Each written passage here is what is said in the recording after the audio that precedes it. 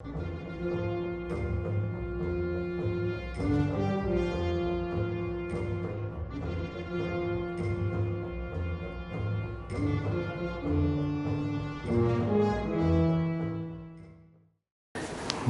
muy bien.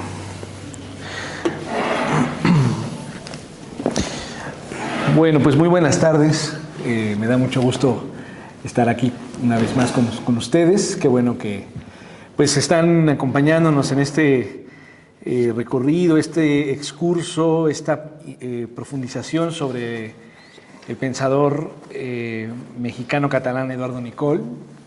Y en esta ocasión, además, pues un poco profundizando en potenciales diálogos que había tenido, o que de hecho tuvo Nicol en el desarrollo de su obra, ¿no?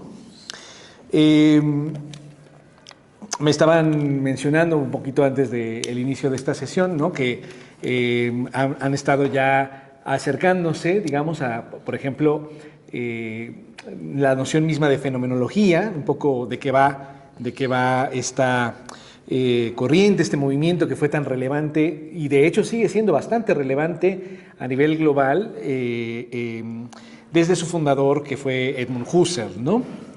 Entonces, no sé si alguien de ustedes se acuerda un poquito algo de la fenomenología, más o menos qué han escuchado, o incluso más allá de lo que pudieron haber visto, qué han escuchado que tiene que ver con la fenomenología. A ver, ¿qué me dirías, queridísimo?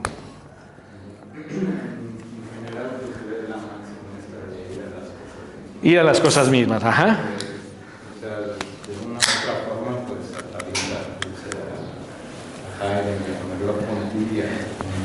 Claro, sí, sí. Desde un punto de vista muy particular. Muy bien, bien. ¿Alguna otra cosilla por ahí de la fenomenología? Esto de a las cosas mismas, fíjate, qué curioso, ¿no? Hubo una polémica aquí en México con dos colegas vivos todavía, Antonio Cirión, que es algo así como uno de los máximos representantes de la tradición fenomenológica husserliana, y el doctor Ángel Xolocotzi, que es también uno de los máximos representantes de la tradición filosófica fenomenológica de Heidegger, ¿no? Y a lo largo de una gama de coloquios entre ellos discutían muchísimo precisamente ese lema de la fenomenología, ¿no? El zu dem Sachen selbst, ¿no? A las cosas mismas.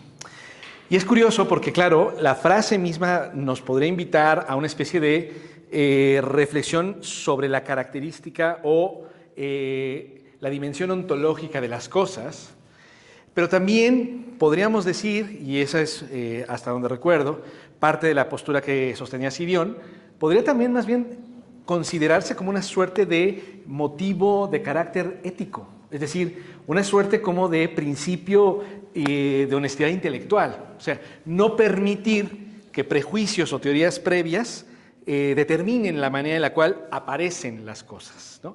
Y más bien permitir que, tal como aparecen, así me dirijo a ellas, digamos, ¿no? Esta gama de polémicas, que fueron textos que se iban mandando, o se presentaban unos a otros, quedó registrada en un libro que tal cual se llama así, A las cosas mismas. Está publicado en Porrúa, si no recuerdo mal, y es justo este diálogo entre Cirión y Xolocotzi, sumamente interesante para también irse adentrando en la fenomenología, ¿no? Muy bien. ¿Alguien más, algo más que se acuerden, hayan escuchado de la fenomenología? ¿No? Bueno. Por favor. Pues es que hablar de Fla Es problema. bastante problemático. Bien. Yo soy más partidario de que hay varias. Muy bien, bien. Pero algo que yo encuentro en Nicol que lo relaciona con Husserl, ya sé que vamos a hablar de Heidegger. Sí, sí, sí. No quiero extenderme. Es esta noción de ciencia rigurosa. Sí, muy bien. Los dos está presente. Otra vez, cada quien con su particular forma. Completamente, completamente. Muy, muy bien. Muy bien. Sí, en el caso, esto que estás diciendo de la idea de la fenomenología como ciencia estricta, que además precisamente esta formulación de la fenomenología como ciencia estricta, pues de hecho fue un artículo que publicó Edmund Husserl, más o menos por allá de 1913, si no me equivoco, está muy cerca en las fechas de la publicación de su tratado, que se ha considerado como el máximo tratado de la fenomenología husserliana, que es ideas relativas a una fenomenología pura y una filosofía fenomenológica, ¿no? Bueno, en esas fechas, Husserl publicó ese artículo, que tal cual se llamaba así, La filosofía como ciencia estricta, y ese texto, La filosofía como ciencia estricta, es importante porque de hecho ese texto husserliano es la discusión teórica ante el historicismo, precisamente. Es un texto en donde justo Husserl un poco pone los acentos y distancia entre él y Dilthey particularmente, ¿no? Y claro, digámoslo así de manera muy genérica, una cuestión que tiene que ver con el historicismo, que incluso lo va a emparentar con el psicologismo, la otra gran, digamos, rama o área que se fomentaba en la filosofía final del siglo XIX y principios del XX, ¿no? Las vamos anotando, ¿no? Psicologismo y, obviamente, el historicismo, ¿no? Un poco Husserl, y por tanto con él, los inicios de la fenomenología, cuestionan el historicismo y el psicologismo por un dato que no es cosa menor. ¿Quién es en última instancia el agente de la historia y en última instancia algo así como el portador del ámbito psíquico? Fundamentalmente el sujeto, pero ojo, el sujeto humano. Esto quiere decir que tanto para el historicismo y el psicologismo, el fundamento del conocimiento es, en última instancia, el humano. Por tanto, la ciencia que se empieza a cultivar a finales del siglo XIX y desde el punto de vista filosófico es precisamente la antropología. Y entonces, claro, tenemos a varios autores en esta dirección, no solamente al propio Wilhelm Dilthey, que ya les he mencionado, ¿no? Dilthey lo podemos poner obviamente del lado del historicismo, sino que tenemos también a gente como Max Scheler, ¿sí? Max Scheler, en general a varios de los pensadores neocantianos, Paul Natorp, por ejemplo, Ernst Cassirer, que también fue fundamental para Nicole, ¿no? Entonces, estos autores, ¿sí?, van a cultivar muchísimo el desarrollo de la antropología filosófica. A la fecha, ustedes pueden conseguir en el Fondo de Cultura Económica un libro, justamente, de Ernst Cassirer, que tal cual se llama así, Antropología. ¿Sí? Y es un tratado, no solo que estudia al ser humano, sino que estudia la manera en la cual la cultura se fundamenta en el humano. Ahora, ¿por qué esto es tan relevante y llamativo en esta época, finales del siglo XIX, principios del XX? Porque, claro, el giro que se da hacia el psicologismo, ¿sí? Ahora voy a darles otro autor, también muy importante, un señor que se llamaba Franz Brentano, ¿no? Franz Brentano es uno de los autores que va a impulsar los estudios sobre psicología, ¿vale? Pero a ver, claro, cuando hablamos de psicología, finales del siglo XIX, no estamos hablando de lo que hoy se entiende exactamente igual por psicología, ¿no? Literalmente la psicología se entendía como la ciencia que estudia la dimensión cognoscitiva del ser humano entera. O sea, todo lo que tiene que ver con los estudios sobre la conciencia y, por lo tanto, todo lo que ocurre en la conciencia. El acto de percibir, el acto de recordar, el acto de valorar, de emocionarse, obviamente de razonar, obviamente de hablar, ¿sí? Entonces, la psicología, ¿sí?, se convierte como en la ciencia que fundamenta todos los saberes. Esta es la tesis fuerte del psicologismo, ¿sí? El psicologismo plantea que la psicología y, por lo tanto, la vida psíquica, ¿sí?, lo psíquico, todas estas dos son el fundamento del conocimiento. Por lo tanto, la psicología a finales del siglo XIX toma el lugar de lo que antiguamente era la metafísica. Es decir, la psicología se constituye como ciencia primera. porque a partir de lo que se estudia en ella, se explican también los principios de la lógica, las reglas y los principios del conocimiento en general. También se empiezan a explicar las constantes de las emociones, de las fantasías, de las valoraciones, ¿sí? Y en tanto que se explican estas cosas, se va dando pauta a comprender de fondo, ¿verdad?, cuál es el origen de lo económico, de lo político, de lo emotivo, de lo artístico, por tanto, de cuestiones como lo poético, ¿sí? Entonces, la psicología se convierte como en la gran ciencia en ese momento. Y claro, el agente en última instancia de lo psíquico, ¿quién es? Otra vez, el ser humano. ¿Sí? Entonces, este giro hacia lo psicológico y hacia lo histórico hace que el ser humano se entienda, se interprete como el fundamento prácticamente de la realidad. Husserl, en concreto, Husserl se va a oponer a esta idea. Es decir, aunque obviamente también valora al ser humano como un ser destacado, ¿sí?, sin embargo, se va a resistir, por lo menos hasta los años 20, ¿sí?, se va a resistir a identificar el fundamento del conocimiento con el ente llamado ser humano. Y claro, uno se podría preguntar, ¿no?, ¿quién es el ente, en todo caso, que subyace a lo psíquico y a toda esta producción de saberes? La respuesta que va a dar la fenomenología de Husserl en particular es el sujeto trascendental. Y el sujeto trascendental no es una persona de carne y hueso, es una estructura, una función, eso sí, viva, que se va a caracterizar por ser conciencia, ¿sí?, que siempre se dirige a algo. Esto es una base fundamental de la fenomenología husserliana.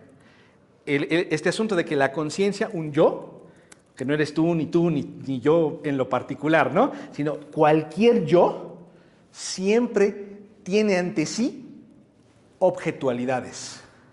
Y eso quiere decir que en tanto yo voy hacia las cosas mismas. Este ir no es un asunto de querer ir, ¿sí me siguen? El dirigirme a las cosas es una condición ineludible. Tanto como decirle lo siguiente, nada más cerrar los ojos y volverlos a abrir, se inunda su pupila de imágenes. ¿Por qué? ¿Porque quieren poner sus imágenes en las pupilas? Claramente no.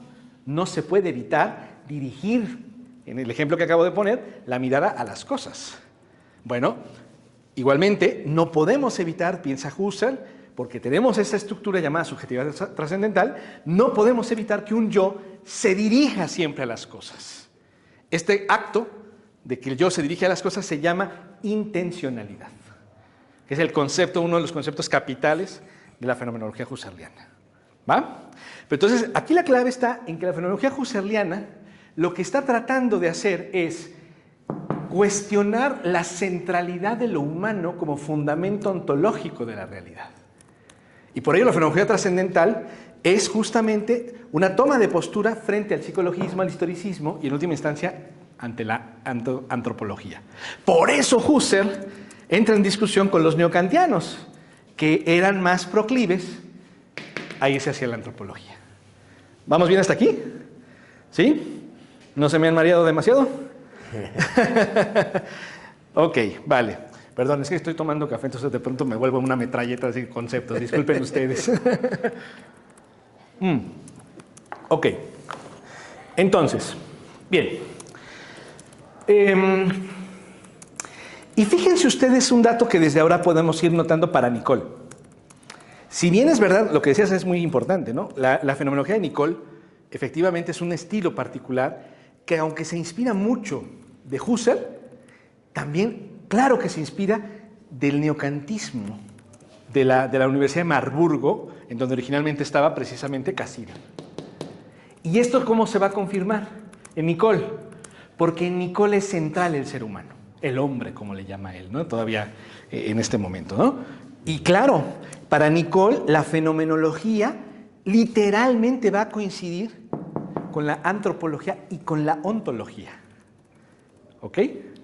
Entonces, una cosa interesante es que el contexto teórico de Nicole, ¿no?, un poco incluso podríamos hablar de aquello que lo va formando en su trayectoria intelectual, tiene que ver con esta discusión que está dándose en Europa particularmente y luego se traslada a Estados Unidos, ¿sí?, por razones de guerra, entre los antropólogos y los fenomenólogos de estirpe husserliana, podríamos decir.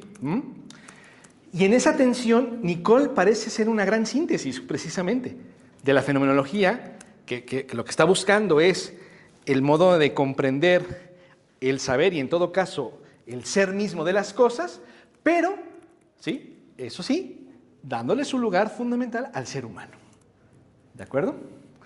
Bien, una clave importante también para hablar de Nicole en esta síntesis que acabo de esbozar. Si bien para Nicole lo antropológico es fundamental, sin embargo, no va a caer en la tentación de decir que todo depende del ser humano. ¿Por qué? Porque hay otra cosa que, de hecho, sí es el fundamento de todo. ¿Qué cosa? El ser. ¿Sí? Por eso les decía que con Nicole la fenomenología se va entramando. Déjenme ponerlo por aquí como al margen, digamos, ¿no? Con Nicole podríamos decir que fenomenología, ontología, ¿sí?, y desde luego también antropología. Y ojo, les voy a dar una clave más de una vez. Lo antropológico, desde la fenomenología de Nicole, va a estar en gran medida dado por la dialéctica. ¿Sí? ¿Por qué por la dialéctica? Ahorita tal vez está sonando muy extraño lo que les estoy diciendo, simplemente regístrenlo y un poco más adelante lo vamos a ir desenredando. Porque la dialéctica tiene que ver con el modo de ser del logos. Y el ser que es el ser del logos es el humano. Si la fenomenología de Nicole, como así será denominada, es fenomenología dialéctica, entonces en Nicole hay una convergencia, una suerte de sincronía, casi una especie de danza entre lo que es y la palabra que permite conocer.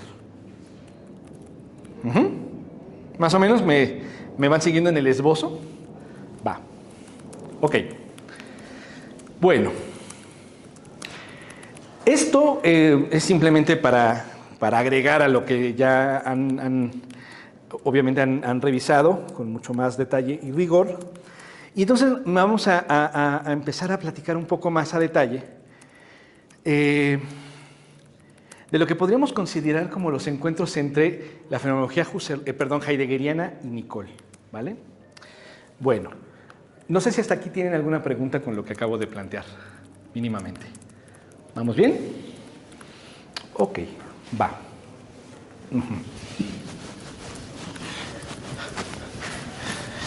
Bueno.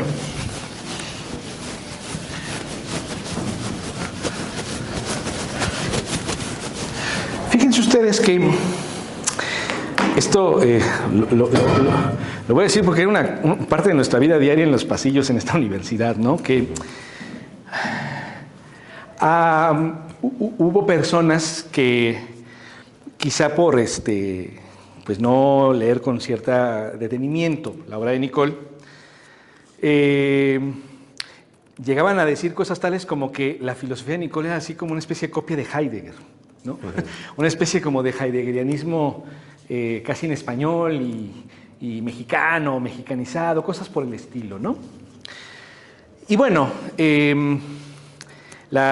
francamente, abiertamente, hay que decir que si todavía alguien pudiera llegar a pensar eso, pues la verdad es porque no ha leído con detenimiento lo que está planteando Nicole, por un lado, y por el otro, en estricto sentido, Nicole sí que pone cara a la filosofía heideggeriana, y lo hace expresa y explícitamente, lo cual no significa, por supuesto, que Nicole digámoslo así, deje pasar a Heidegger como un pensador sin más, ¿no? O sea, lo respeta profundamente y obviamente su pensamiento dialoga críticamente con el heideggeriano.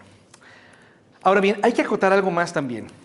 En la época en la que Nicole está escribiendo su obra, toda ella, o por lo menos Metafísica de la expresión, por ejemplo, ¿no?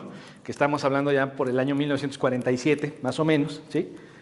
Para esas fechas, claro, Ser y Tiempo ya había sido publicada, ¿sí?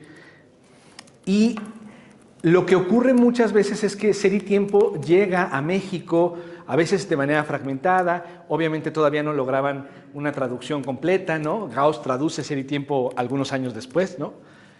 Y claro, además de esto, hay que recordar y reconocer pues, que no se tenían las herramientas documentales que hay hoy en día sobre Heidegger en la época en la que Nicole está escribiendo. Es decir, no existe todavía la famosa Gesamtausgabe, ¿no? Las obras completas de Heidegger. Y por supuesto todavía no estaban las publicaciones de los cursos en donde Heidegger iba como preparando Ser y Tiempo, etcétera, ¿no? Por lo tanto, el diálogo entre Nicole y Heidegger fue, o mejor dicho, que Nicole hizo sobre Heidegger, pues es un diálogo que está atravesado por algunos vacíos teóricos. Y no obstante, a mí me sorprende sobremanera que pese a esa limitación, Nicole comprendió con una agudeza verdaderamente sorprendente el sentido de las palabras heideggerianas. Y en esa medida, ¿sí?, a pesar de no tener acceso a, digamos, todo el sistema articulado a través de los textos heideggerianos, sin embargo, tuvo una reconstrucción bastante afortunada que le permite precisamente dialogar críticamente con el alemán, ¿vale? Eso simplemente lo quiero dejar anotado por esta capacidad lectora, crítica, aguda y una suerte de sensibilidad por parte de Nicole que va mucho más allá, digámoslo así, de simplemente tomar la nota de la textualidad directamente de la obra heideggeriana, ¿va? Bueno, hablemos mínimamente, tampoco este es un curso sobre Heidegger, por supuesto, pero hablemos mínimamente de qué pasa con Ser y Tiempo, ¿no?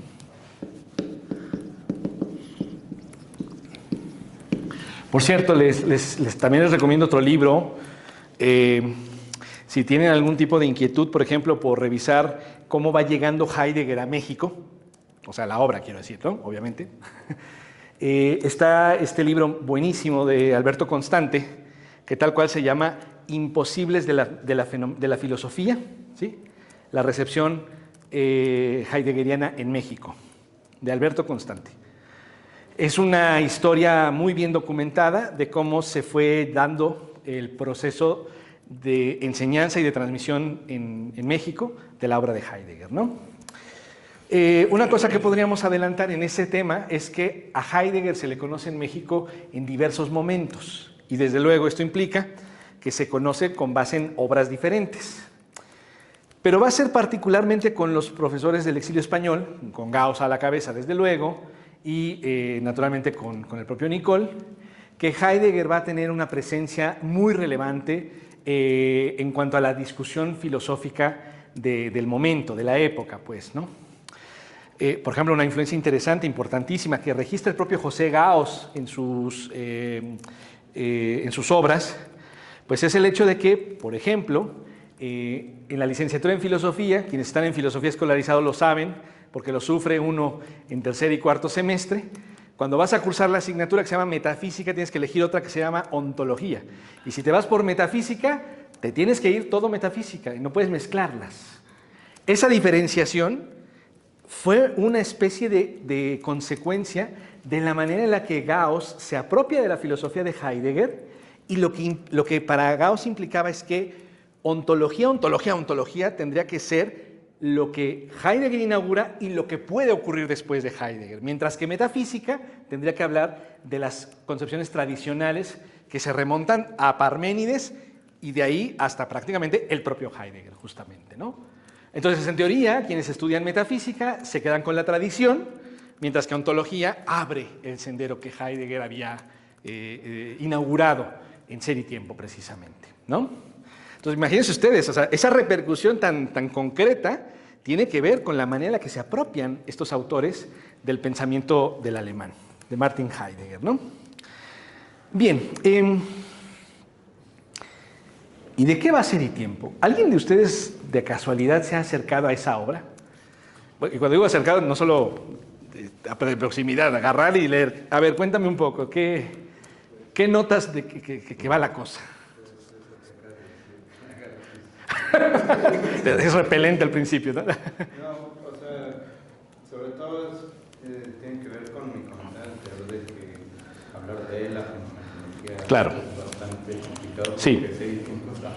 Sí, sí, es algo distinto a lo de Husserl, totalmente. Yo aprendí fenomenología del lado husserliano y cuando agarré Ser y Tiempo la primera vez, hasta en el parágrafo 8 que dice método fenomenológico. En el 7, pero sí. Y yo, ok, no entendí un carajo.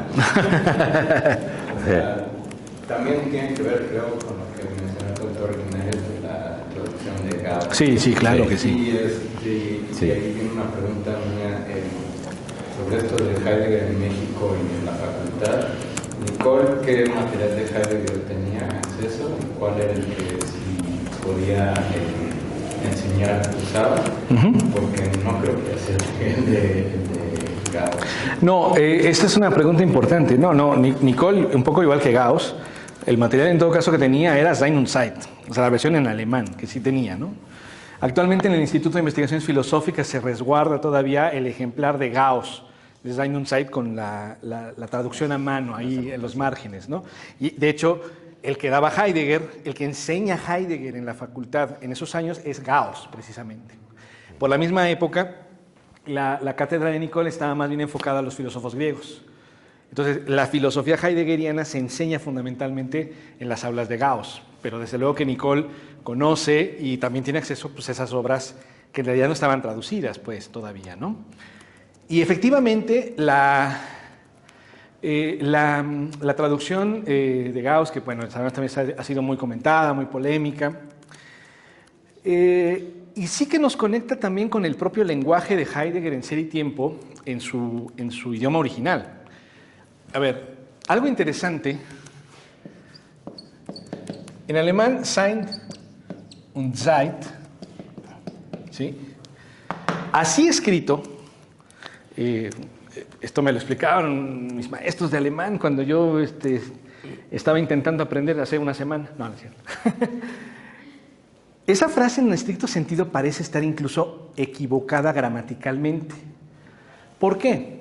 Porque en alemán los sustantivos se escriben siempre invariablemente con mayúscula. Y cuando tú usas verbos... Con artículo. Claro, y con artículo, exactamente. Aquí el error gramatical del título es que hay palabras en mayúscula y sin artículo. Estrictamente hablando, exactos, el título debería ser Das Sein und die Zeit, exactamente. Die Zeit. ¿Sí? Este título es el que debería ser traducido, como de hecho lo tradujo Gauss, el ser y el tiempo. ¿Sí? Pero no es lo que dice el título en el alemán original. Entonces, Gauss se da este empeño por como corregir, digámoslo así, el error gramatical que adrede Heidegger mantiene en alemán. Sein und Zeit es tal cual ser y tiempo, no el ser y no el tiempo. Ajá. Ahora bien, otra cosa que hoy sabemos de Ser y Tiempo, bueno, y se supo relativamente pronto también, en vida misma de Heidegger, ¿no?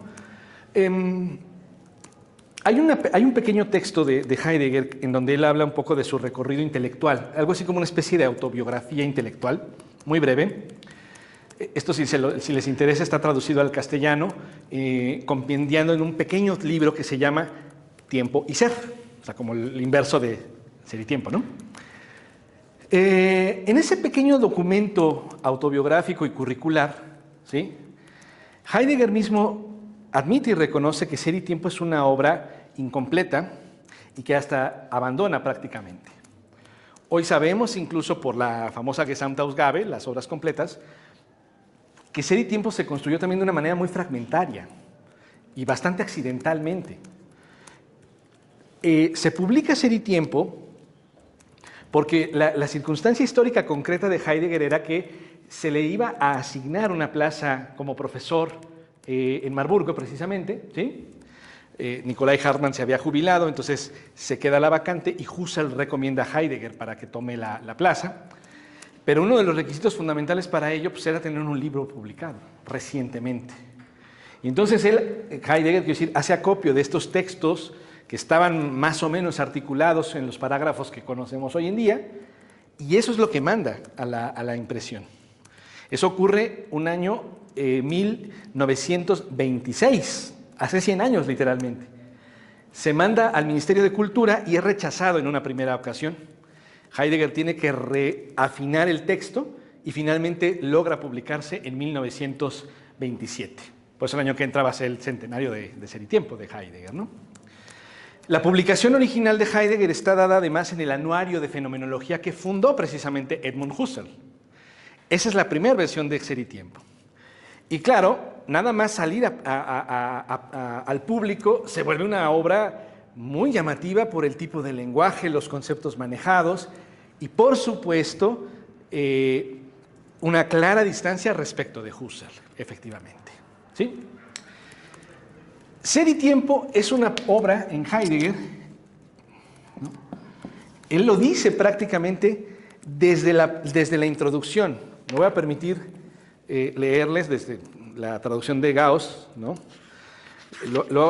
Uso la traducción de Gauss por un ejercicio de nostalgia, un poco ponerme la camiseta de la universidad. Sí, pero a sabiendas de que hay que traducir cosas.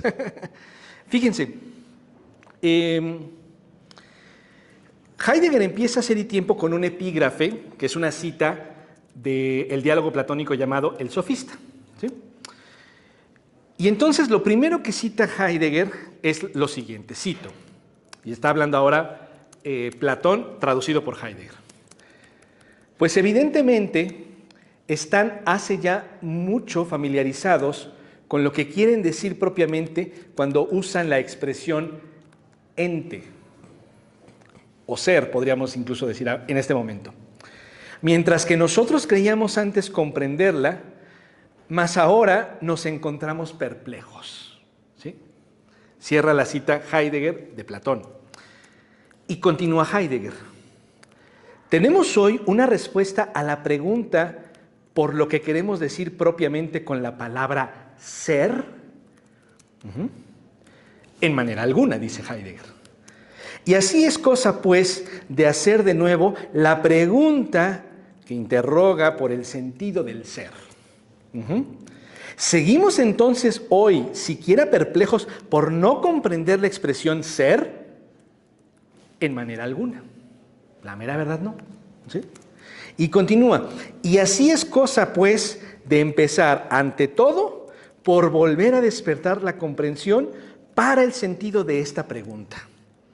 El desarrollo concreto, fíjense lo que dice, el desarrollo concreto de la pregunta que interroga por el sentido del término ser, repito esta parte, el desarrollo concreto de la pregunta que interroga por el sentido del término ser es la mira del siguiente tratado.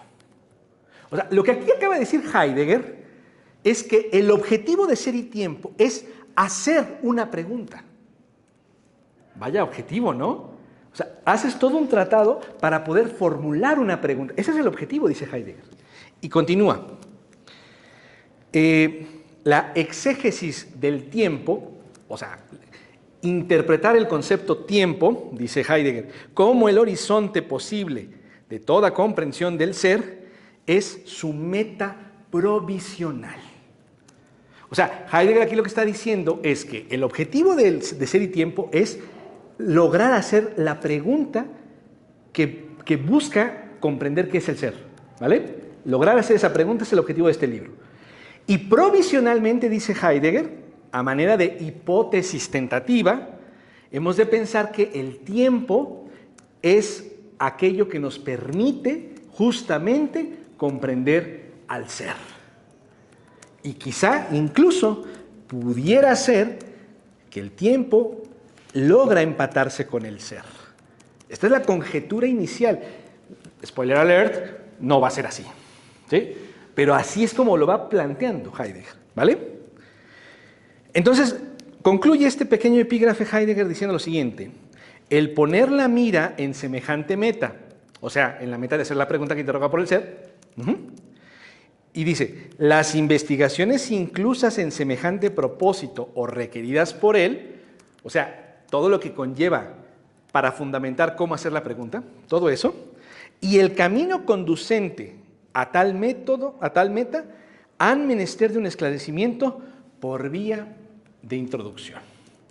O sea, para que nos quede claro todo el itinerario, incluso el método, y en última instancia los supuestos desde los que va a partir, se requiere la introducción. Y entonces, la introducción a Ser y Tiempo, de cierta manera, sintetiza el plan de trabajo entero de esta obra. ¿Vale? Esta es la cuestión. Entonces, fíjense, lo que Heidegger está diciéndonos en este sentido es que el objetivo de Ser y Tiempo, explícitamente dicho por él, el objetivo es formular la pregunta por el ser.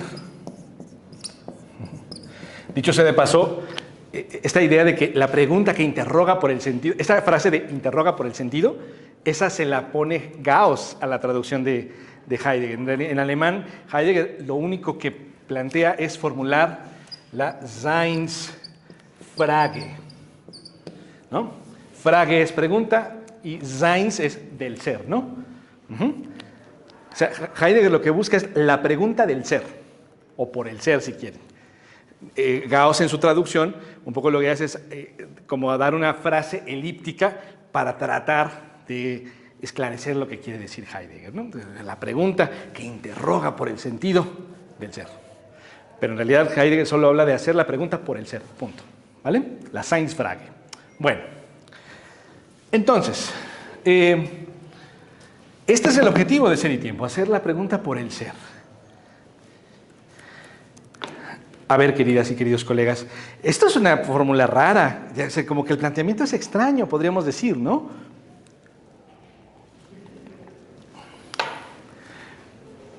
¿Por qué habría que formular la pregunta por el ser? Esta pregunta es muy difícil, les voy a robar un poquito el dolor de cabeza para decirles lo siguiente. Normalmente, ¿cuál es la pregunta que uno hace para conocer algo? Claro, ¿qué es? ¿Sí? Muy bien. De manera cotidiana y habitual, solemos preguntar, ¿qué es X? ¿No? De manera natural, inmediata, uno pudiera decir, no, pues si yo quiero saber cuál es el significado de la palabra ser, pues hago esta pregunta, ¿no? Justamente, la pregunta, ¿qué es el ser? Dice Heidegger, esta pregunta es la que no debemos hacer. ¿Por qué no? Porque cuando hacemos esa pregunta, va a decir Heidegger, esto está en el parágrafo 1, ¿sí? Porque cuando hacemos esta pregunta, lo que nos pasa es que el ser lo identificamos o lo hacemos equivalente a algo que es. Es decir, tendemos a sustantivar o sustancializar incluso al ser. Por tanto, lo confundimos con un ente. ¿Me siguen? Parágrafo 3 de Ser y Tiempo, en la introducción, la formulación canónica, podríamos decir, de la llamada diferencia ontológica. No es lo mismo ser que ente. ¿Vale? No es lo mismo. Y el problema es que, históricamente, cada que queremos definir al ser, por formular la pregunta de esta manera, ¿sí?, lo que respondemos todo el tiempo es una entidad. Si me permiten, para dibujar con brocha muy gorda, históricamente la humanidad se pregunta por el ser y lo que responde es un ente. Dice Heidegger, los griegos, cuando se preguntan por el ser y preguntan qué es el ente, ¿sí?, su respuesta es la physis, los dioses, ¿sí? Los dioses, la physis, eso es el ser. Suena raro. Y luego los medievales, continúa Heidegger, ¿no? Los medievales, y particularmente de la Edad Media occidental. ¿Cuál es el ente? ¿Cuál es el ente fundamental? ¿Qué es el ser? Respuesta en la Edad Media fundamentalmente monoteológica o monoteísta. Pues Dios, ¿no? Dios resulta ser el... Oye, entonces estamos respondiendo siempre con un ente, aunque sea el ente más grande, pero es un ente. La physis, Dios. Y en el mundo moderno, el sujeto. Hombre, ¿qué está pasando? Cada que buscamos la respuesta por el ser, respondemos con un ente gigante. Y ojo, déjenme ustedes, porque no se trata nada más de un ejercicio meramente mental, ¿sí? Sino que el tema está en que este planteamiento según el cual buscamos al ser, porque presuponemos que es lo más fundamental o lo más universal, ¿no? Dado este supuesto, y al asumir este supuesto y preguntar qué es eso, y responder por diversos entes, ¿sí? La consecuencia que llega hasta el plano de lo social o ideológico es que el ente que consideramos como el ser termina por determinar todas nuestras categorías de pensamiento. Y no solo de pensamiento, sino en última instancia de prácticas en concreto. ¿Sí? Es que no vive igual alguien que cree que el fundamento de lo real es Dios a alguien que cree que el fundamento de lo real es el sujeto moderno. No vive igual. ¿Sí me están siguiendo hasta aquí? ¿Por qué no vive igual? Porque claro, si el fundamento en una época determinada de la realidad entera es un ente llamado Dios, todas las características que comprendo que tiene repercuten en mis conceptos y por tanto también en la manera en la que me entiendo a mí mismo en relación con mi contexto. Y eso evidentemente incide en cómo me comporto inclusive. ¿Sí me siguen? Y en cómo se constituyen políticas, en cómo se constituyen relaciones, y en cómo se constituye, en última instancia, el mundo entero. ¿Sí? Entonces, confundir al ser con un ente tiene repercusiones muy drásticas. Por esto Heidegger, ¿sí? La cuestión, que ven ustedes cómo la cuestión es una cosa que se escribe facilito, ¿no? Y suena así como nada más un asunto de palabras. No, pues es que ser no es ente. Ah, pues sí, padrísimo. No, pero la repercusión que implica esto es que en la confusión ontológica, ¿no? Estoy jugando con el anverso de la diferencia ontológica, ¿no? En la confusión ontológica nos estamos jugando la propia historia de Occidente. Este es el punto, ¿sí? Entonces, claro, de lo que se trata es de comprender que ser no es lo mismo que ente. Y si ente se responde con esta pregunta, ¿con qué pregunta? La respuesta es ser. Si cuando yo pregunto ¿qué es X? Con esa pregunta lo que se responde es ente, ¿cuál es la pregunta que tengo que formular para que la respuesta sea ser? ¿Se fijan? Está difícil la formulación que acabo de decir, está rara, está difícil. Bueno, el tratado es el empeño por construir esa pregunta. ¿La logra construir? No, justo no. Por eso es un tratado incompleto. Pero sí que tiene indicios, Heidegger dice, de cómo formular la pregunta por el ser. ¿Qué indicios son esos? Bueno, va a decir Heidegger que, punto número 1, todo preguntar es un buscar. En esta afirmación, que es una afirmación que me gusta mucho porque hay mucha tradición metafísica en esa fórmula, en esta frase. Fíjense ustedes que en latín, y miren que Heidegger sí que sabía bien latín, ¿sí? En latín existe la palabra quaestio. Quaestio. ¿Ok? Esa palabra en latín, quaestio, al español nos ofrece la palabra cuestión. Y obviamente de ahí proceden palabras afines, cuestionario, cuestionamiento. ¿Sí? ¿Me siguen? Bueno. Quaestio tiene que ver con qualitas. Qualitas. De donde viene nuestra palabra española cualidad, ¿no?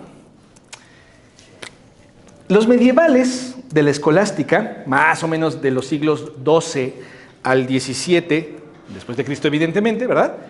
Los escolásticos decían que lo esencial, como el corazón de una cualidad, es lo que podríamos denominar el quid. ¿Ok? La palabra en latín quid, esta de aquí,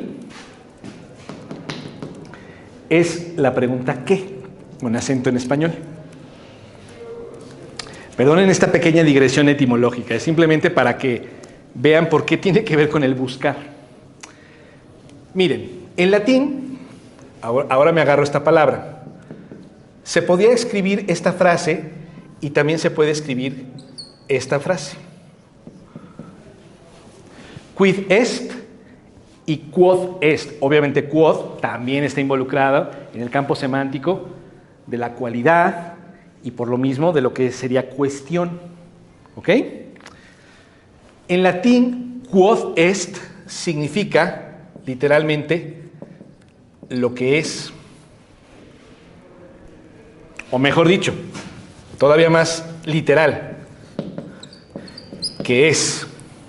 Y ojo con cómo lo estoy acentuando, que es. O sea, no le pongo tilde a la E, ¿sí? En latín, quid es, se debe traducir como ¿qué es? Cuando estamos haciendo ontología, la ortografía es clave, ¿no? Y esto deberíamos aprenderlo también para aprender a usar la lengua, pues, ¿no? Quid es qué es, mientras que quod est es qué es. O sea, la segunda fórmula es una afirmación y la primera es una incógnita. Cuando yo busco qué es, justamente persigo un qué. ¿Ok? Cuando yo pregunto ¿qué es?, estoy persiguiendo a un qué. Y ahora, toda esta digresión etimológica o filologicista, para hacerles otra pregunta, pero ahora del inglés. ¿Cómo le dicen en inglés a una búsqueda? Desde luego está searching. No, esta no. Quest. Quest. Yo creo que están en edad suficiente para haber conocido a Johnny Quest, que era justamente alguien que buscaba.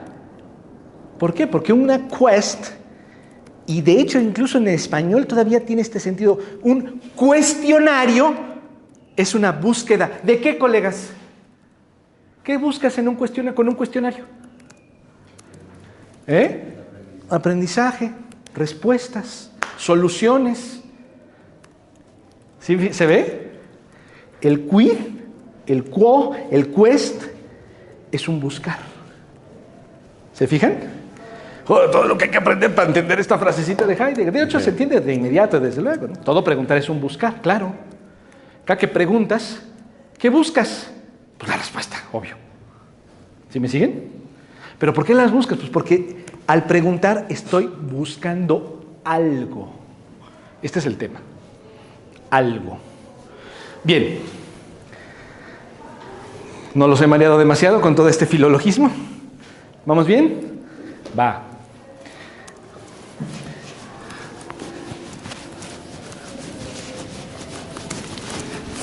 Fíjense.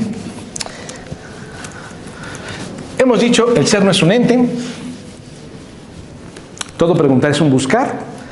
Y esto de la pregunta, de que todo el preguntar es un buscar, tiene que ver con el hecho de que, no se olvide, el objetivo de Ser y Tiempo es formular la pregunta. Esto es lo que busca Heidegger. ¿Ok? Ahora, ¿qué ya sabemos de cualquier pregunta? que todo preguntar es un buscar, ¿ok? Y que, ojo, digo, hay tres características del preguntar en Heidegger. Ahorita nada más me voy a enfocar en dos para fines de nuestra exposición. En Heidegger, además de todo preguntar, o mejor dicho, toda pregunta, piensa Heidegger, comparte el modo de ser, de quien pregunta. O sea, la pregunta, la acción de preguntar, comparte rasgos ontológicos con el agente que efectúa la pregunta. La manera en la que soy en tanto preguntón, en tanto agente que hace una pregunta, esos caracteres están vinculados al tipo de pregunta que estoy haciendo. Déjenme simplificar, perdonen la simplificación, pero trato de hacerlo más claro o más comprensible. Miren, cuando yo pregunto, cuando yo genero una pregunta, por trivial y tonta que sea, o por cotidiana que parezca, ¿sí? Cuando yo me pregunto por algo, es porque hay una inquietud de mi ser en relación con lo que estoy preguntando. Traducción en un castellano un poco menos extraño.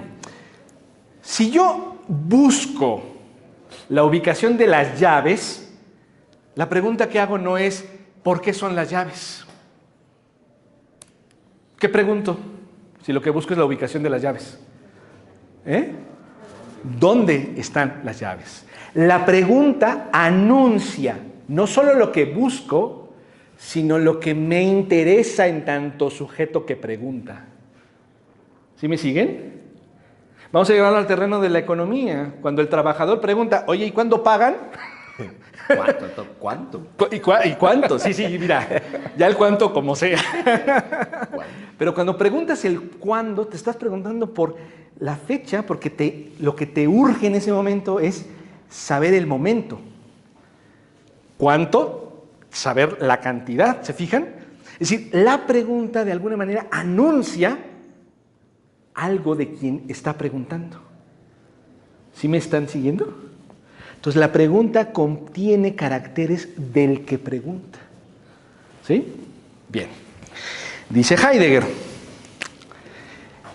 en este asunto, el quien pregunta lo vamos a denominar Dasein.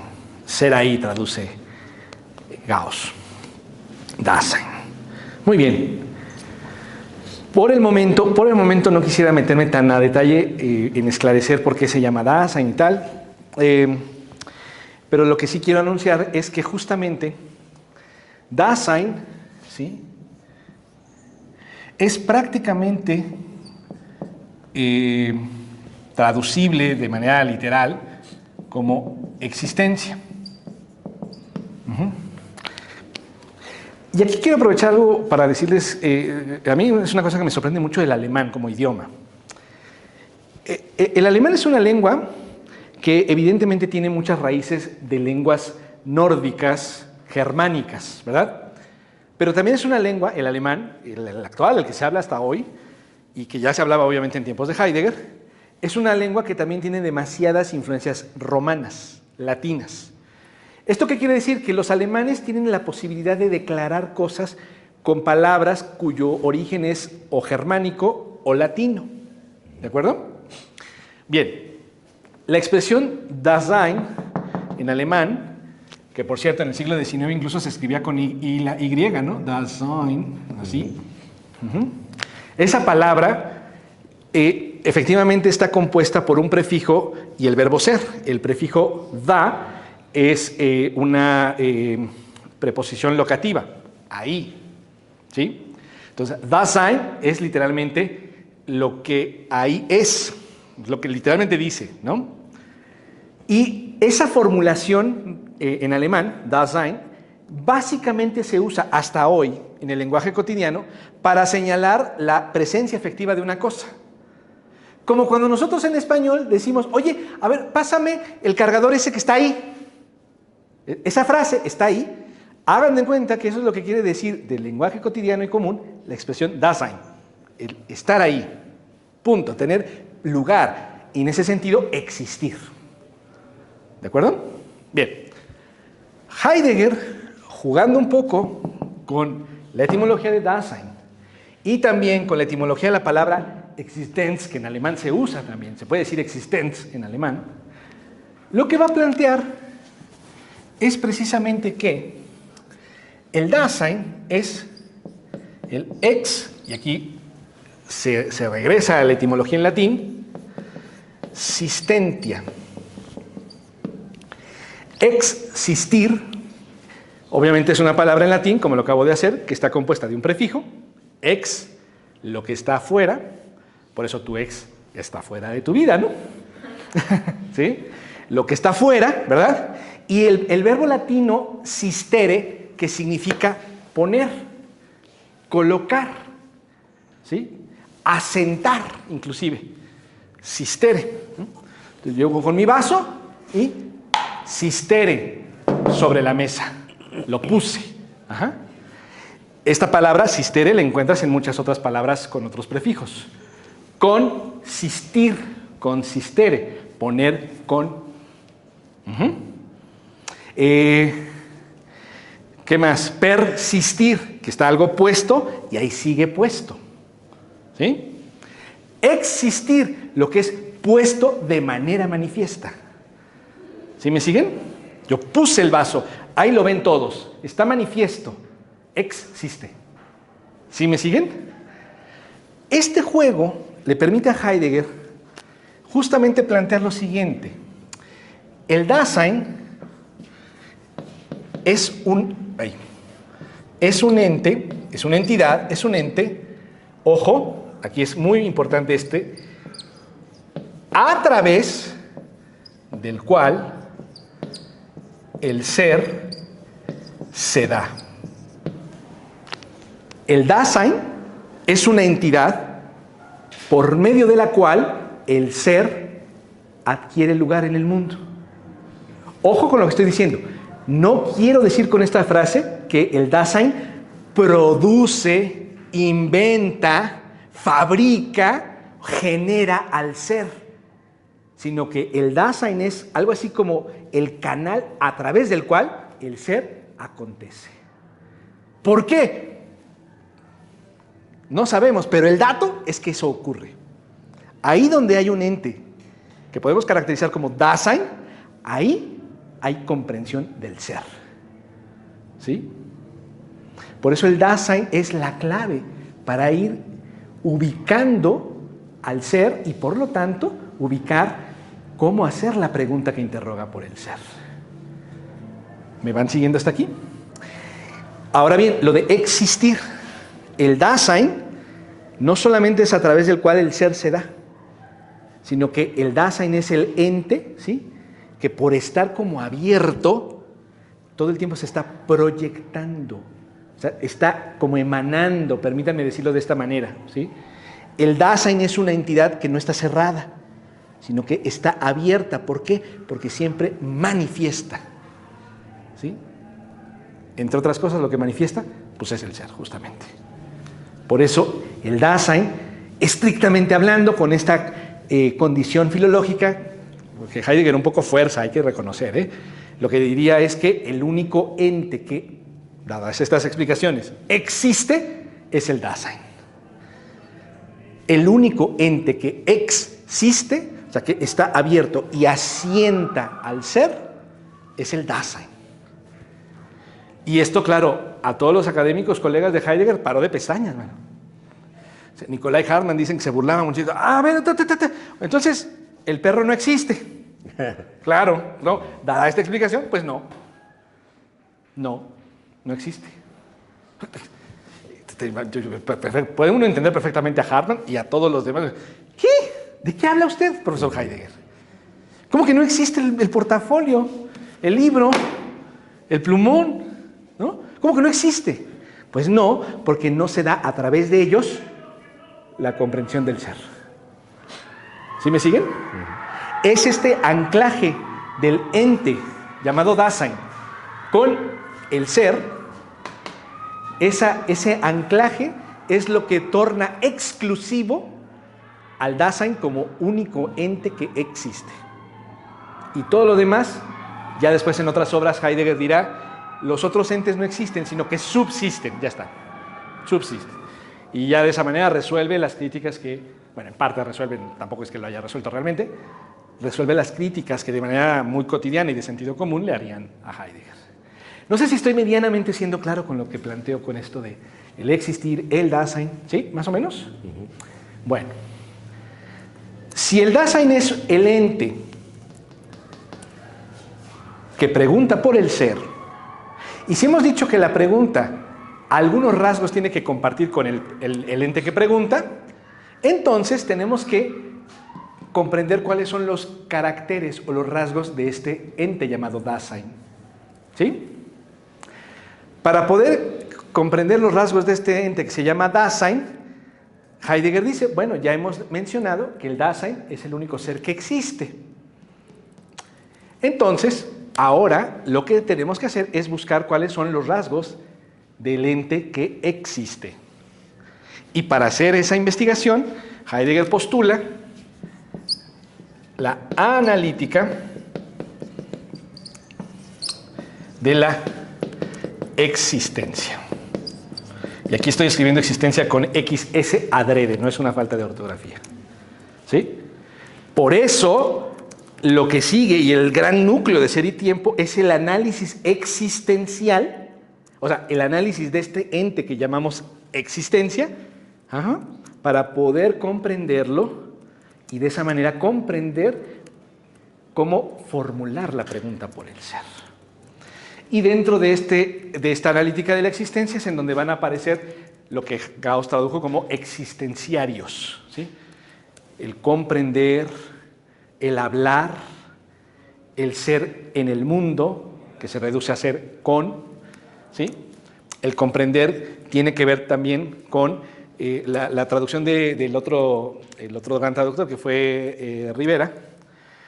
Él le llama no tanto comprender a ese existenciario, sino le llama temples de ánimo. Es decir, el Dasein o el existente siempre se encuentra en determinado estado de ánimo. O sea, el cómo está. A eso se refiere con el comprender, ¿no? O el interpretar.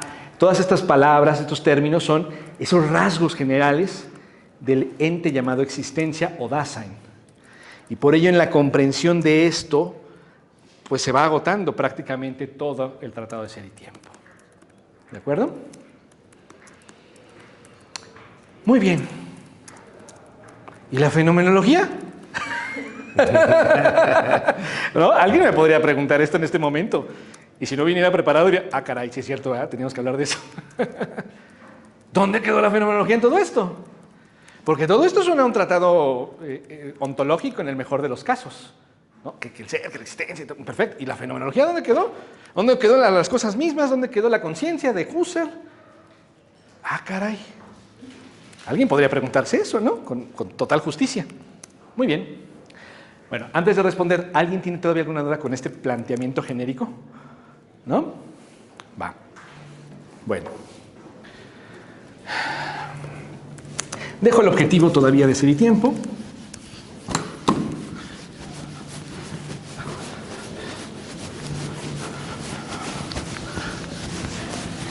Ahí dejo también la nota de Nicole. Y vámonos a la fenomenología en Heidegger. Bueno, fíjense que es curioso. Bueno, no es curioso, más bien es interesante. En todo Ser y Tiempo,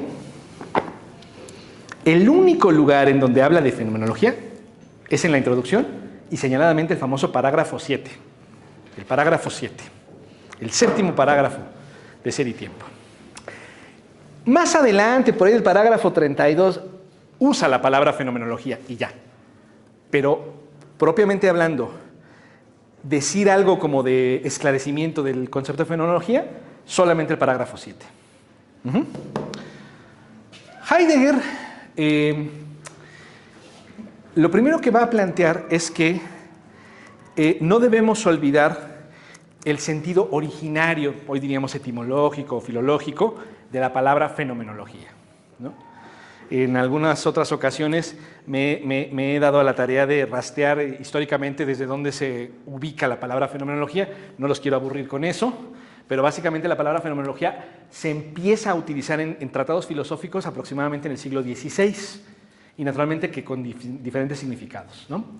Obviamente un antecedente respecto de Husserl y Heidegger también, de uso de la palabra fenomenología muy famoso, pues es el que tiene Hegel, ¿no? Así se titula una de sus obras capitales, Fenomenología del Espíritu.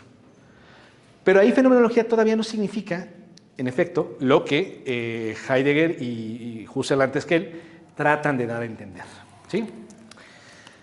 Si me lo permiten decir de una manera muy sintética, con Husserl, simplemente es un recordatorio, fenomenología, ¿sí?, entre otras acepciones, la podemos entender como el estudio de la vida de conciencia. Esta sería una manera de, muy en general, sintetizar el uso de la palabra fenomenología en Husserl. Claro, aquí hay muchas implicaciones. La primera de ellas es que la conciencia es la inmanencia de la subjetividad. Y esto nos coloca en un terreno trascendental. ¿Ok? Bueno, no voy a entrar en más detalles para no abrumarles de más. Pero es muy claro que para Husserl la fenomenología tiene que ver con el modo en el cual aparecen fenómenos, ¿no? Fenómeno es aparecer, ¿no? Cómo aparecen ante la conciencia las cosas. Y cómo aparecen las cosas ante la conciencia es una dinámica constante, es decir, es una vida. Por eso es vida de conciencia. ¿De acuerdo? Bueno. Heidegger no va a estar totalmente de acuerdo, de hecho prácticamente en nada, con definir a la fenomenología de esta manera. Y precisamente la ruta crítica de Heidegger respecto de Husserl comienza, o podríamos pensar que comienza, analizando los componentes filológicos o etimológicos de la palabra misma, fenomenología. Fenomenología es una palabra compuesta, evidentemente. Está soportada sobre dos términos que tienen origen griego. Efectivamente, bueno, primero vamos a decir fenomenología. La fenomenología, por un lado, tiene que ver con el phenomenon. Phenomenon, ¿no? Si quieren, se los puedo poner en griego también. Phenomenon. Phenomenon. La palabra phenomenon, en griego antiguo, como muy bien recuerda Heidegger en el parágrafo 7, la palabra phenomenon procede del verbo griego phaino, o phaino. Phaino. Este verbo en griego antiguo procede a su vez de la raíz, en griego también, phos. Phos. En griego antiguo la palabra phos significa luz. Y lo puedes reconocer muy fácilmente en el español en la palabra fósforo. El fósforo, el que se ilumina. El elemento químico que se llama fósforo se llama así porque se ilumina por la fricción, precisamente. Y bueno, por la, digamos, interacción con el oxígeno, vaya. Fos, luz. Entonces, phaino, fíjense cómo es como en español. Si existe el sustantivo luz, ¿qué verbo puedes generar a partir del sustantivo luz? Iluminar, efectivamente. Iluminar es poner luz, ¿no? Dar luz. Phaino, entonces, significa efectivamente, va a decir Heidegger, mostrar, manifestarse.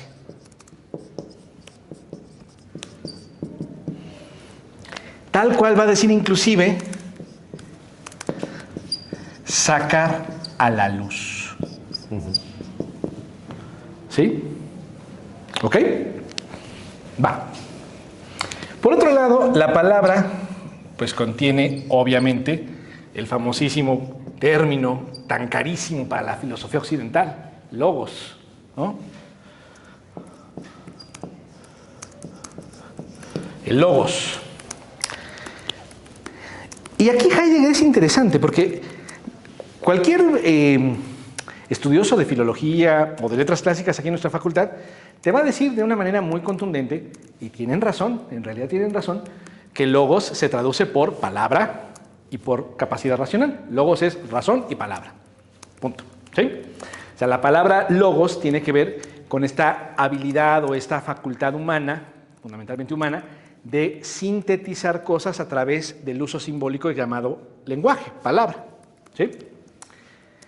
Pero Heidegger dice que si bien eso es correcto, hay todavía un significado, un sentido todavía más original que la pura presencia de palabras o de términos.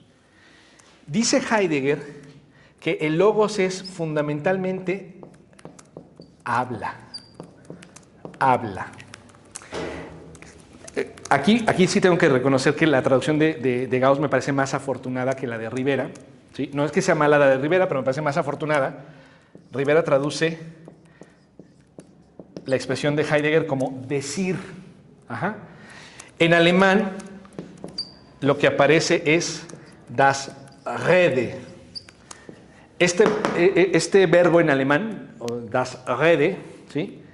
O bueno, Rede simplemente, si lo dejamos como verbo, Rede tiene que ver con el acto en concreto de eso, comunicarnos, darnos a entender a través del lenguaje, ¿sí? El das Rede es la actividad misma de hablar, mientras que en alemán mismo la expresión Sprache es el lenguaje que empleamos para hablar, pero Rede es la acción misma de hablar. ¿Sí me doy a entender? Miren, para tratar de aterrizarlo, uno cuando llega a este mundo aprende un idioma, pues el de la casa, ¿no? El de la familia. ¿Y cómo aprendes el idioma? ¿Con las reglas gramaticales? Primero, o sea, tienes 4 años y te dice tu papá, tu mamá, tu tutor, tu tutora, tu mentor, abuela, abuelo, tío, tía, lo que sea. Te dice sujeto, verbo y complemento. ¿Así? ¿Así aprendes? Pues no, ¿verdad? Te están hablando. Y a veces luego somos muy simpáticos hablando con los niños, ¿no? Con la infancia, ¿no? No, mira qué precioso. Hasta agudizamos la palabra. Esos actos expresivos del habla, eso, habla. Aprendemos la lengua o aprendemos la palabra hablando, no en la comprensión teórica de la estructura del lenguaje que tenemos. Obviamente el lenguaje ya está operando en el habla, pero es el habla como tal lo que nos adentra en la comunidad lingüística, para decirlo de otra manera. ¿Me estoy dando a entender con lo que planteo? Mínimamente, ¿sí? Bien, Heidegger dice que ese habla, es lo fundamental del logos, y no tanto como nos ha enseñado la tradición filosófica, que el dar razón, el ejercicio de juicio, la capacidad conceptual, eso es secundario inclusive. El habla como tal es lo original del logos. Y luego va a decir algo todavía más interesante. Logos es justamente, ojo, hacer visible. Hacer visible lo que no está presente. ¿Perdón? No, por favor, hombre, sin miedo. Claro. Sí, ¿qué pasa cuando tú estás hablando, ¿no? Por ejemplo, estás en la plática muy a gusto con tu compa, con tu comadre, con quien quieras, ¿no? Y estás hablando de fulanito. Si me lo permiten decir así, al hablar de fulanito, fulanito está presente sin estar materialmente ahí. El logos hace evidente, evidence, ¿no? Hace visible lo que no está ahí. Es decir, el logos tiene una característica apofántica. Fántico también viene de fantasía, que es imagen. Desde lo imaginal, la palabra que muestra sin que lo que estás diciendo esté presente de hecho, en ese mostrar acontece el acto de manifestar. ¿Sí me siguen? Bueno, entonces dice Heidegger, claro, el logos que es habla, básicamente lo que busca es hacer presente lo oculto. Y resulta que lo oculto, dice Heidegger, lo oculto es siempre el fenómeno. El fenómeno es lo oculto que quiere manifestarse, pero de suyo siempre está oculto. Por tanto, ya nada más con estos indicios, fenomenología es desocultar con la palabra el fenómeno que no se deja apreciar a simple vista. ¿Ok? Repito, fenomenología es desocultar con la palabra lo que está como escondido, diríamos, ¿no? Oculto de manera inmediata. Ahora, pregunta, ¿qué será aquello que está requete escondido? Claro, por eso para Heidegger, el fenómeno en última instancia, ¿no? Este, que es lo oculto, pues es el ser. Por eso la fenomenología heideggeriana es el empeño por desocultar al ser. ¿Me has seguido hasta aquí? Bueno, todo este planteamiento heideggeriano es 180 grados Nicole. Todo lo contrario de lo que plantea Nicole. ¿Vamos bien hasta aquí? Denso, perdón. No, muy bien. Muy bien. Entonces, ahora,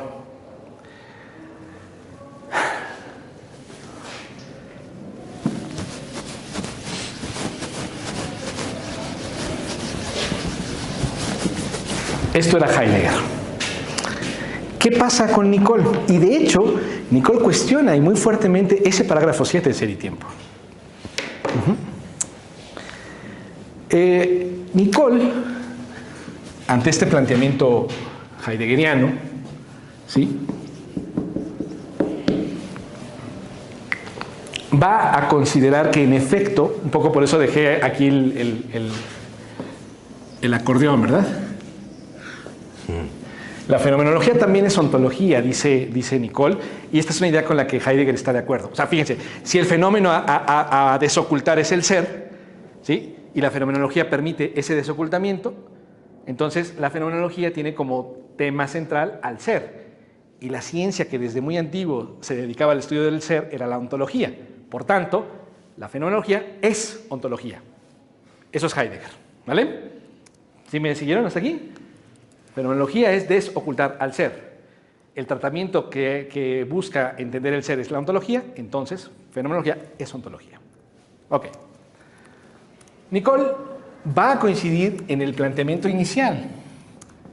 Fenomenología es ontología. Pero, y desde aquí está la clave diferenciadora totalmente entre Nicole y Heidegger, lo que pasa es que para Nicole también es cierto, como en Heidegger, que el fenómeno es el ser. ¿Sí? Pero la clave de diferencia está en que Nicole no entiende por fenómeno lo mismo que Heidegger. Mientras que para Heidegger fenómeno es lo oculto, Nicole se mantiene en la etimología más tradicional, más clásica. Y si me permiten decirlo, la más de sentido común inclusive. Fenómeno, la palabra fenómeno es lo que aparece. Y claro, en la obra de Nicole, esto ya lo habíamos visto el semestre pasado, seguramente lo han repasado en las sesiones previas, ¿Qué es lo que siempre, invariablemente, ineludiblemente, necesariamente aparece siempre? El ente, pero algo más. Y el ser, claro. O sea, la diferencia crucial que yo veo es que, y ahí no sé cómo Nicole expresa su crítica, es como es eludir lo que Heidegger llama Bien. Ahí fíjate, qué bueno que lo señalas. No lo omite ni lo elude. De hecho, justo. Perfecto, qué bien que lo planteas. De hecho, Nicole va a decir en Metafísica de la Expresión que la diferencia ontológica es, estrictamente hablando, correcta. O sea, ahí Nicole le concede a Heidegger el planteamiento de la diferencia ontológica. O sea, para Nicole, ser no es igual que ente. En esto, Nicole y Heidegger están de la mano. Ahora, ¿por qué no es lo mismo? Porque el ente siempre se refiere a algo en concreto, una cosa específica, ¿sí? O bueno, algo concreto en términos generales. Por ejemplo, cuando digo banca o pupitre, ¿sí? Ahí estoy hablando de un ente. No estoy hablando de ese pupitre o aquel, sino de lo genérico llamado pupitre. Eso es el ente, ¿sí?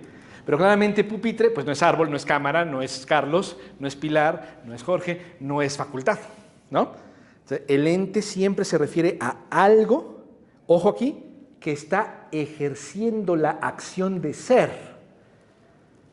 Y como el ser no es el algo, el ente no es el ser. Entonces ahí Nicole dice con Heidegger, bueno, aquí estamos de acuerdo, perfecto. Pero la gran diferencia, ¿sí?, es que lo que aparece es siempre, si me lo permites decir ya con más rigor, lo que aparece es ente con ser.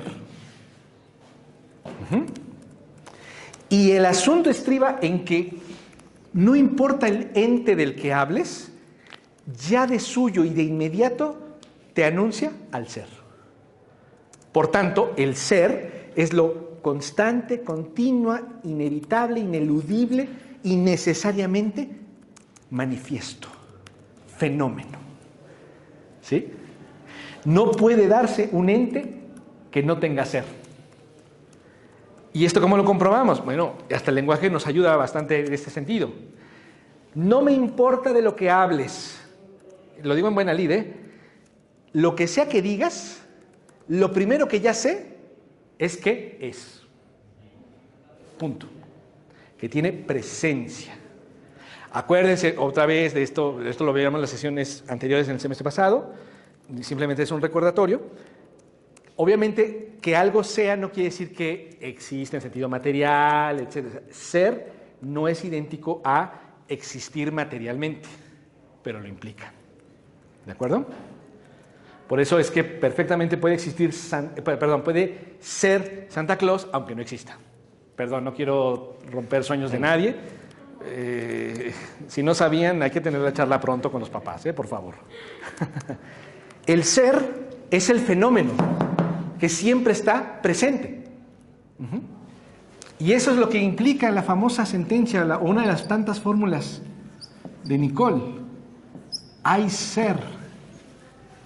¿Sí?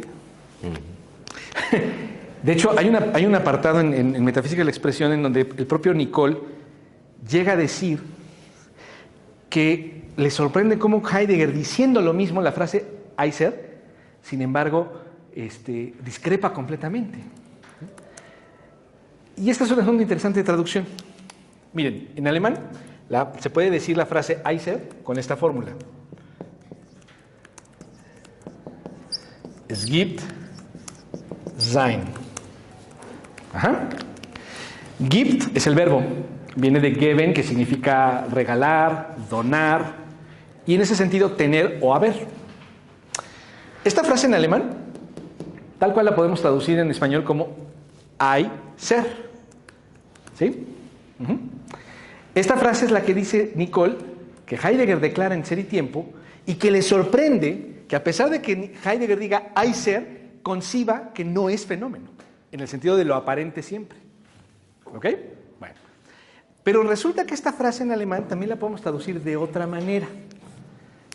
Es gibt sein también se puede traducir como, bueno, ya les dije, la traducción, una posible es hay ser, pero la otra traducción posible es se da, o sea, alguien da o algo da, se da ser. ¿Ok?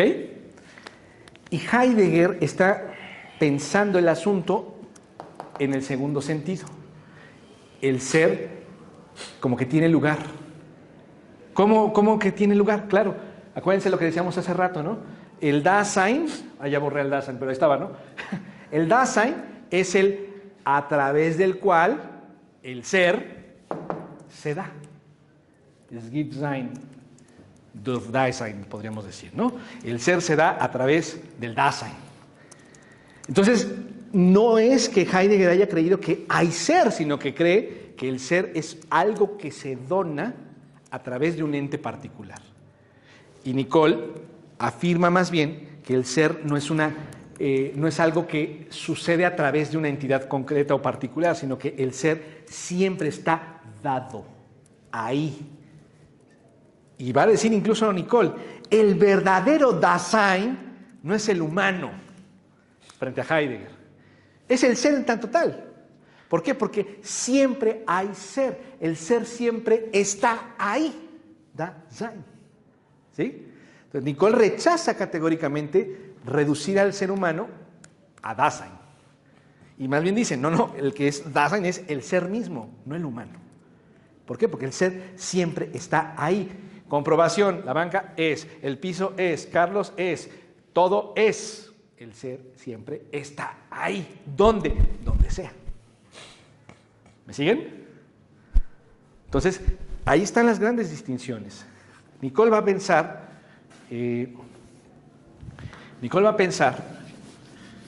claro, lo que ocurre más bien es que la fenomenología,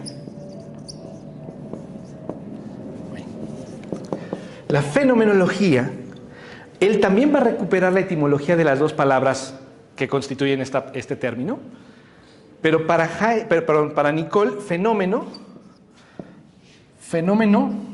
a diferencia de Heidegger, no es lo oculto. Y va a arrastrar la misma etimología, fain o fos. Fenómeno para Nicole es lo que tiene, y aquí subrayo el tener, lo que tiene luz. No es lo que se ilumina, sino lo que tiene luz de suyo y emana. ¿Sí me siguen? Como cuando tú usas la lámpara de tu celular, ¿no?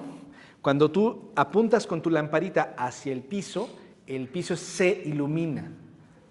Bueno, Nicole diría, no, el fos es el foquito que emana la luz, no la cosa iluminada. Esta diferencia filológica o etimológica es clave para entender que Nicole no va a aceptar que el fenómeno sea lo oculto. Todo lo contrario. Es lo constantemente evidente, manifiesto, inocultable. Y además sería una necedad, dice él, pretender que lo manifiesto no está ahí. Y el logos, para Nicole, efectivamente, el logos tiene que ver con la palabra. Ahí. La palabra. O sea, hablar sobre. ¿Sí? Y en última instancia, todo logos sobre lo que habla es el ser. Todo hablar implica al ser. Por tanto, todo logos es una reposición, una redeclaración, permítanme este barbarismo, una nueva declaración de la presencia del ser. No solo veo al ser, sino que al hablar lo vuelvo a colocar en mi dicho. ¿Sí me siguen? Entonces, para Nicole, la fenomenología no puede ser un ejercicio de traer a la luz al ser, un desocultamiento. No, no. Incluso Nicole va a decir, Heidegger en última instancia cae en la misma tradición que no puede o no acepta, ¿sí?, la evidencia y la patencia del ser. Y también él, Heidegger, quiero decir, diría Nicole, también él tiene que hacer algo para hacer evidente lo que ya era evidente. Por lo tanto, así como Husserl, dice Nicole, así como Husserl tiene que hacer una epogé, suspender nuestros juicios, es decir, paren todo, vamos a ver lo evidente ahora sí, cuando no se necesita eso, así como Husserl hace eso, Heidegger también hace una especie de artilugio por tratar de hacer visible lo que ya era visible. Es decir, para Nicole, Husserl y Heidegger caen en el mismo error, aunque no sea la misma fenomenología, a saber, no reconocer el fenómeno como lo evidente realmente, el ser. ¿Sí? ¿Más o menos? Bueno, si quieren la dejamos hasta aquí. Ya fue una ametralleta, perdonen ustedes, de conceptos. Bueno, salvo que alguien tenga alguna cosa más por ahí. Sí estuvo heavy. Bueno, como ven, hay una interconexión muy clara, no solo por las lecturas que hizo Nicole en su momento, sino por la conexión temática, obviamente, claro, y los problemas que están abordando ambos pensadores, ¿no? Hay muchas diferencias, que apuntaste algunas, pero bueno, por ejemplo, yo me quedé pensando en el carácter totalmente histórico de la filosofía, claro, de Heidegger. Según Heidegger está tocando el tema de la historia y nunca le interesa, claro, la historia, más sí, que la historia de la filosofía en todo caso, ¿no? O sea, ese retorno a los orígenes que parece muy, pues casi mitológico, ¿no? Sí, sí, sí. Porque está basada en una lectura etimológica, en realidad. Claro, tenía todo el conocimiento el hombre y con el conocimiento del griego y tal y cual, pero no hace como Nicole una reconstrucción del ambiente histórico social, claro, en el que surge la filosofía, particularmente la presocrática, como hace Nicole en la idea del hombre, claro, ¿no? Que es un estudio erudito de largo aliento que se compagina, desde luego es mucho más reducido, no es como la gran obra de Werner Jäger de la Paideia, que la han visto, todavía se sigue publicando, que también se tradujo en México. ¿Quién la tradujo? ¿Wenceslao? Wenceslao Roses. Wenceslao Roses, sí, que es una de las grandes obras que se tradujeron en esa época en México, ¿no? Claro. La Paideia de Jäger, que habla de toda la cultura helénica. Sí. Nicole lo que hace es centrarse en el nacimiento de la filosofía, ¿no? Uh-huh. Entonces, a diferencia de Heidegger, Nicole sí tiene una preocupación histórica por de dónde surge la filosofía, en qué ambiente, en qué mundo histórico surgió, por qué es novedosa, por qué para Nicole solo puede ser griega la filosofía, ¿no? Y después se extiende a todo el planeta, digamos. Uh-huh. Y en el caso de Nicole, veremos en los textos de historicismo y existencialismo, no los he podido todavía escanear, es que mi edición está toda rayada, tachoneada, y no he podido ir a la biblioteca a sacar el libro, pero si ustedes lo pueden conseguir, también se los agradecería. Historicismo y existencialismo es muy amplio el libro, pero tiene unos pasajes, está el capítulo sobre Heidegger en particular, pueden revisarlo. Sí. Y luego a mí me interesa que vean cómo entra en el debate sobre Dilthey, que habla al inicio de Dilthey. Sí. Que es un autor ahorita totalmente olvidado. Ya les preguntaba a los colegas de historia si seguían leyendo a Dilthey y pues que ya parece, está prácticamente desaparecido. Y el Fondo de Cultura edita los 9 volúmenes de Dilthey en edición electrónica, pero no publica los de Nicole. Es una cosa muy absurda.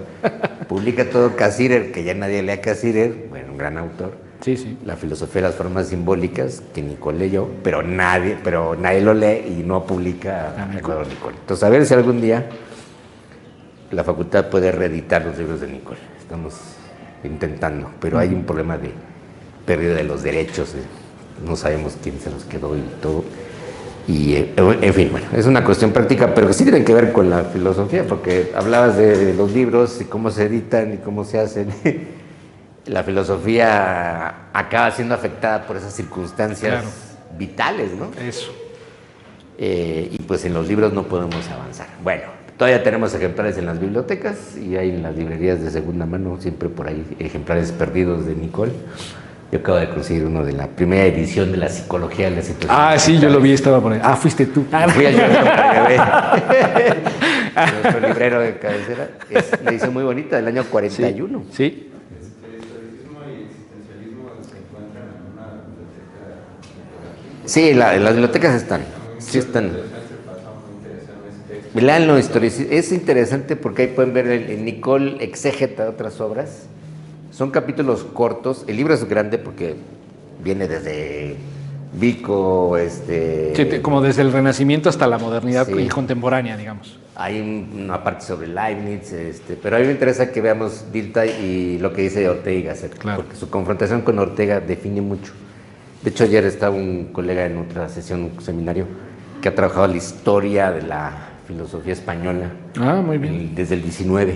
Wow. Entonces, como Ortega, pues sí sigue siendo reconocido como la bisagra, digamos, que une a la tradición anterior de la filosofía hispánica y a las generaciones posteriores.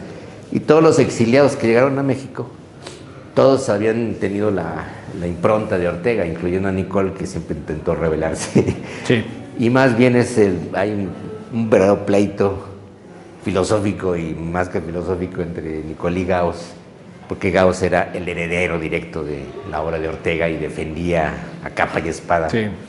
yo creo que más dogmáticamente, la filosofía orteguiana, que es muy importante y sin duda es una gran filosofía, pero Nicole ahí hace unas críticas en historicismo y existencialismo. En concreto, ese capítulo que se publica en el año 50, el libro, acuérdense. Gauss hace una reseña crítica en Cuadernos Americanos unos meses después, muy dura, muy fuerte.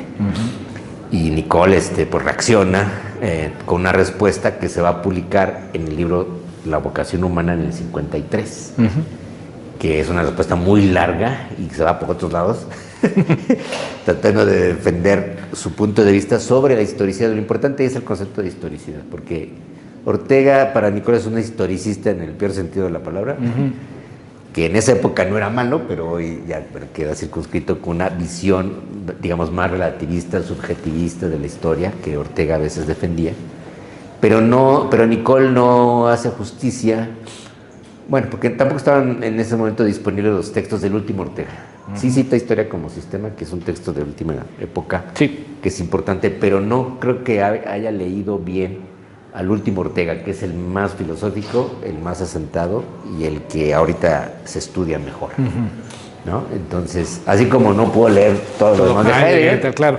tampoco leo todo más de Ortega. Por eso, ojo ahí, cuando uno hace una reseña o una crítica a una filosofía, pues tiene uno que decir, yo me circunscribo a tal, Claro. o hasta aquí me llegué, ¿no? Y a lo mejor este autor después publica otras cosas que cambian totalmente la perspectiva. En el caso de Nicole, pues no leyó las obras completas. Entonces, no hace justicia a la obra de Ortega, lo debo decir, pero sí hay una crítica muy importante al historicismo, que va más allá de la visión orteguiana. Claro. Y bueno, lo que quería decir es que, a diferencia de Heidegger, a Nicole sí le preocupa la historia real. Sí, sí. La historia como tal, el Como hechos concepto de concretos, historia pues. como tiempo vivido, ya desde la psicología de las situaciones vitales. No en esa abstracción muy extraña de Heidegger que yo nunca he entendido qué entiende por historia, pero yo creo que le importa un comino, la verdad, la historia del pobre de Heidegger, pero a Nicole no, sí le importa la historicidad, el conocimiento de la historia, la racionalidad de la historia. Y es un debate muy importante que hoy se ha perdido un poco, que debería verse en filosofía de la historia aquí. Por ejemplo, No claro. es el tema, ¿no? Hay grandes filosofías de la historia, Hegel, por supuesto, que también habla Nicole ahí, de Hegel, Dilthey, el propio Bergson, y por supuesto Ortega y Gasset, ¿no? Y hoy hay otras corrientes y parece que se ha perdido un poco esa línea de la filosofía, de la historia más pura y dura, digamos. Pero para Nicole, retomando estos conceptos, pero a diferencia de Heidegger, ya lo decía yo la vez pasada, es el verdadero problema fenomenológico. Si algo es un fenómeno, es la historicidad. Claro. De primer orden, porque está en el lenguaje, está en nuestro propio ser, en nuestra piel. Sí, sí. O sea, irradiamos historicidad por todos lados, ¿no? Somos seres históricos en el más pleno sentido. Entonces eso para Nicole tiene un sentido ontológico que Heidegger ni en cuenta, ¿no? O sea, el ser humano es un ser histórico. ¿Qué significa eso, no? Cambia todo su ser. Se proyecta una idea de la humanidad en cada tradición cultural, en cada época. Y hay una racionalidad de la historia que hay que entender. Claro. Hay un logos de la historia. Exacto. Porque es el verdadero fenómeno, ¿no?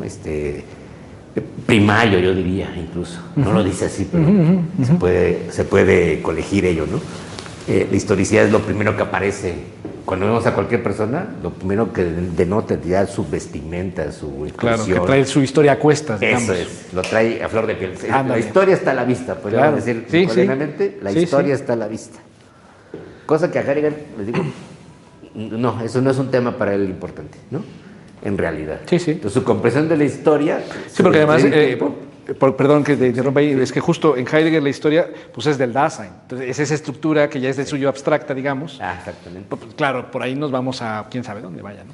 Sí, y bueno, era un tipo que conocía bien la historia de la filosofía. Sí, sí.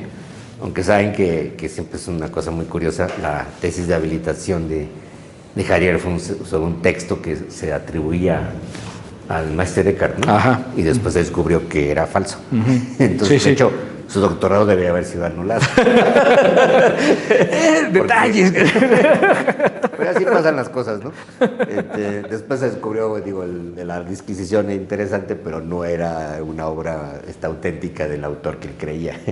Pero bueno, esas cosas suceden en la filología. Entonces, lo que quiero señalar es que, a diferencia de Heidegger, sí hay en Nicole una comprensión, un intento de racionalización, digamos, de hacer una ciencia de la historia, ¿no? Sí. Y que se tiene que separarse de esa tradición historicista, relativista, ¿no? Subjetivista, a veces irracionalista de la historia, que es la que, por cierto, en realidad profesaba Gauss. Gauss en sus textos más interesantes, y él decía, hay una conferencia famosísima, y está también en sus confesiones, él decía, yo soy un filósofo que no tiene una filosofía, ¿no? Mi visión de la filosofía es que es una obra personal, Así es. de reflexión biográfica, digamos, a partir de la experiencia propia, y no hay tal cosa como el conocimiento filosófico objetivo. Esto que lo diga un profesor de filosofía es escandaloso, Sí, sí. ¿no? Porque entonces dicen, ¿usted qué enseña? ¿O por qué traduce libros? ¿O por qué no? Pero esa era la visión personal de Gauss, que es muy interesante, por cierto. Yo creo que es lo más original de Gauss, en mi opinión. Y Nicole siempre reaccionó contra esa visión, porque se lo hacía demasiado subjetivista. Entonces, sí hay una historicidad hay una racionalidad de la historia, hay una historicidad de la filosofía y de la ciencia. No se puede caer en la relativización extrema de un conocimiento que simplemente parece de experiencia, sino Claro. que hay ahí un logos, ¿no? Y por eso podemos rescatarlo nosotros diciendo lo que está haciendo Nicole es una verdadera fenomenología de la historicidad. Y es un tema que está presente desde el inicio, ¿no? Y abarca toda la obra. Entonces, ahí en historicismo y existencialismo van a ver sus aproximaciones, que él dice después, estos eran los preparativos de la metafísica de la expresión. No, que no. No tiene nada que ver con la metafísica de la expresión. Era algo más interesante que eso, pero él dice que es la base de su metafísica de la expresión. Sí, sí, sí. Y son algunos análisis, son muy sintéticos, unos muy agudos, otros un poco más, que se detienen en asuntos muy específicos, ¿no? Pero ya quedan ahí para la historia el capítulo sobre Heidegger, el capítulo sobre Bergson, que Aldo también quiere hablar de Bergson posteriormente, el de Dilthey y el de Ortega y Gasset, que es el que cierra el libro. Y es como una especie, pues sí, de ajuste de cuentas con la tradición formativa que él trae desde España. Nunca tomó clases que yo sepa directamente con Ortega. No, porque se formó en la escuela catalana. En Cataluña, pero es que el doctorado todos tienen que irlo a hacer a Madrid. Sí. No había doctorado en las otras universidades en Así la época es. de la República. Tenías que ir a Madrid a fuerzas y tenías que pasar con Ortega si haces un doctorado de filosofía, porque era como el cacique, ¿no? En ese momento. Y pues sí, se comportaba como tal. Sí. Entonces Nicole no hizo el doctorado en Madrid porque no hizo el doctorado en España. Acabó el doctorado en México. Así es. Llegó a México un poco con la tesis escrita bajo el brazo, ¿no? La pudo salvar y aquí es donde se doctora, ¿no? A diferencia de Shirao, que sí fue Joaquín con Ortega a hacer el doctorado en Madrid, en la Complutense. Ajá. ¿No? Entonces, eso pueden ver como es un ajuste de cuentas con esa tradición y un intento de recuperar también la estafeta, digamos, ¿no? De que ahora a ellos les toca seguir haciendo la filosofía en castellano, hacer una filosofía propia, científica, rigurosa, como piensa Nicole, tratando los grandes temas. Y el gran tema, creo yo, va a ser la historicidad. Muy bien. La historicidad ontológica de los seres humanos tomada en serio. Claro. Bueno, entonces la próxima, ya no sé qué vamos a ver, pero Pues si quieres justo la historicidad para... vamos al tema de la historicidad. Va. Sale. Listo. Muy bien.